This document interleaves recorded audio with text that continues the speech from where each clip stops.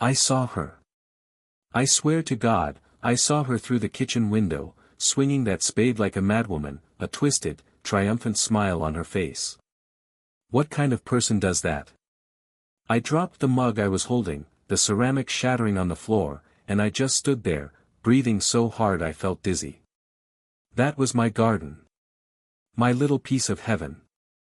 The one I'd poured my heart and soul into for months. My sanctuary. And she, that Karen, that HOA dictating tyrant, had just annihilated it. The scent of fresh-tilled earth and crushed petals hung in the air, a funeral perfume for my hopes. My name is Maya, and I just moved into this picture-perfect cul-de-sac, naive enough to think the worst I'd deal with was an overly enthusiastic lawn care neighbor. I couldn't have been more wrong. From the moment I planted the first heirloom tomato, Karen, with her impeccable, soulless lawn, had been a menacing shadow. She'd left notes about unapproved plant species, inappropriate color palettes, and excessive vegetation growth. I ignored them. I tried to be a good neighbor, I really did. I even baked her a pie once. She returned it, untouched, with a note about unsolicited food items. Today, however, was a new low. A sickening, rage-inducing low. I ran outside, the screen door slamming behind me, the sound a punctuation mark on my despair. What? What did you do? I choked out, my voice thin and fragile. Karen just looked at me, her eyes gleaming with a cold, predatory light. This is a violation of Section 4b, subsection 7, of the Covenants, Conditions, and Restrictions, young lady, she said, her voice dripping with condescension. You were given ample warning. This is a common area, not your personal compost pile. Her voice was a grating, metallic sound, like a shovel scraping against concrete. A cruel, triumphant noise. I looked at the chaos. My prize-winning sunflowers, their proud heads snapped off. The vibrant marigolds, a burst of defiant orange, were a matted, muddy mess. My grandmother's prized roses, a legacy passed down, were in tatters, a casualty of her self-appointed war. My breath hitched. A guttural sob escaped my lips, a sound I barely recognized. You had no right.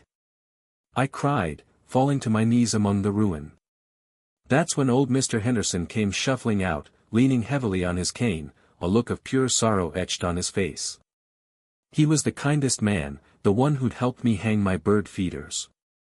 Karen, what is the meaning of this? He asked, his voice shaking. Karen turned to him, her expression hardening further. Charles, this is an HOA matter. Stay out of it. He looked at her, his eyes full of a history I couldn't comprehend.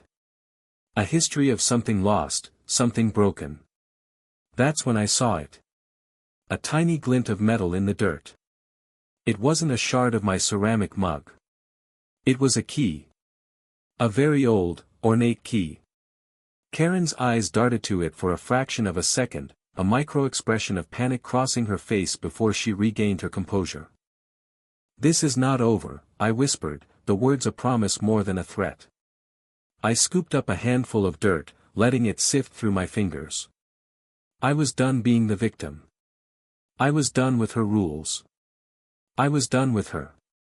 I stood up, my gaze locking with hers, and I felt a shift inside me. The fear was gone, replaced by a searing, focused fury.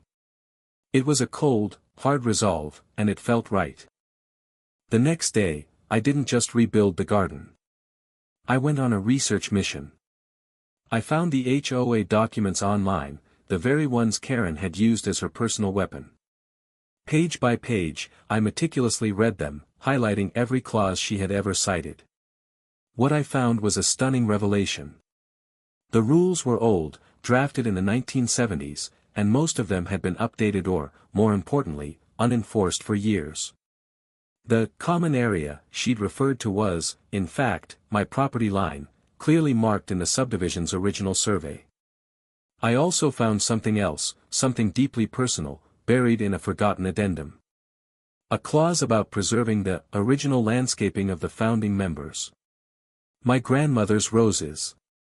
They were part of a historical preservation effort, planted by the original community founder, Charles Henderson's late wife. The twist. The twist that changed everything. That night, I went to Charles's house. He was sitting on his porch, staring at the empty street. I showed him what I'd found. He just shook his head, a single tear tracing a path down his weathered cheek. I knew she'd gone too far, he said, his voice a low rumble of pain. Karen. She used to be different. A long time ago. She was my wife's best friend.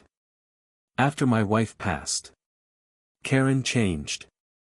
She became obsessed with control, with making everything perfect.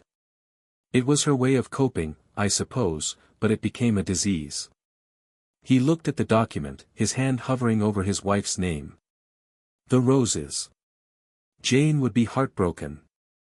That's when he handed me the old, ornate key he'd been keeping.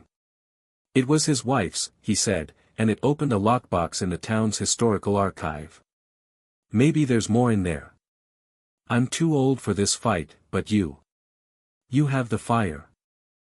The confrontation happened at the next HOA meeting. It was held in Karen's impeccably decorated living room, which felt less like a home and more like a mausoleum for good taste. The air was thick with the scent of potpourri and passive aggression. The other neighbors, mostly older couples who had long ago cowered under Karen's iron fist, sat silently, avoiding eye contact. I walked in, clutching my notes, a copy of the old addendum, and the key. My hands were shaking, but my resolve was solid. Karen, seated regally at the head of the table, gave me a withering glare. Maya. I assume you're here to grovel and apologize for your unsightly mess. The other neighbors shifted uncomfortably. My heart hammered against my ribs. Actually, Karen, I said, my voice surprisingly steady, I'm here to address some inconsistencies in the rules you've been enforcing. A ripple of murmurs went through the room. Karen just laughed, a short, sharp sound. Inconsistencies. I think you'll find I'm the only consistent person here. That's when I pulled out the original documents, the ones with the handwritten notes from the 70s, and laid them on her polished coffee table. This, I said, my voice gaining strength, is a copy of the original subdivision covenants. And this, I pointed to the old addendum, is a clause about historical preservation. The roses you destroyed. They were planted by Jane Henderson. As per these rules, they were to be protected. You didn't just break the rules, Karen. You defiled a piece of our community's history. You desecrated a memorial. The room went silent. The weight of my words hung in the air, heavy and undeniable. Charles, sitting in the corner, cleared his throat, his gaze fixed on Karen. It's true, he said, his voice cracking with emotion. Jane planted them. She loved that garden. You knew that, Karen. Her face, which had been so composed and arrogant, began to crumble. She looked from me to Charles, her eyes darting like a trapped animal. The mask was slipping.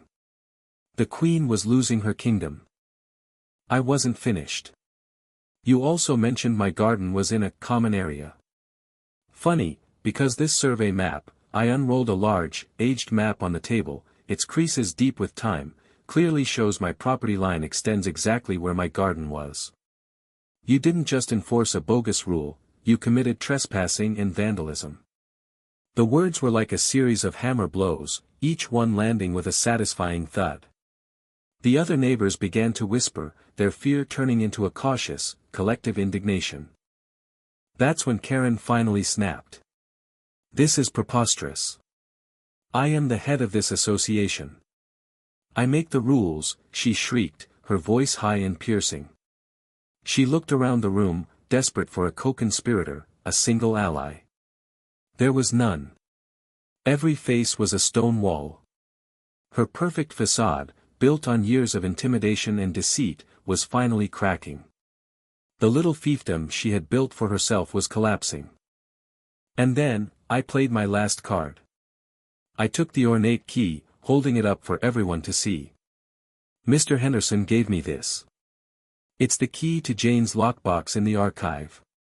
I think we'll all find it very interesting to see what other rules and documents have been conveniently forgotten or misplaced over the years. Her face went white.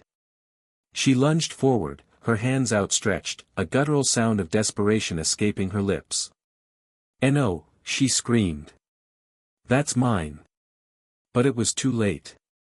Charles, with a strength I didn't know he had, stood up, blocking her path. The room was no longer hers. It was ours.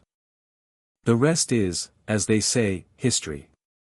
The key opened a box filled with Charles's wife's personal correspondence, community plans, and most damning of all, a series of letters from the 1980s that revealed Karen had been systematically rewriting certain HOA rules for years, giving herself more and more power.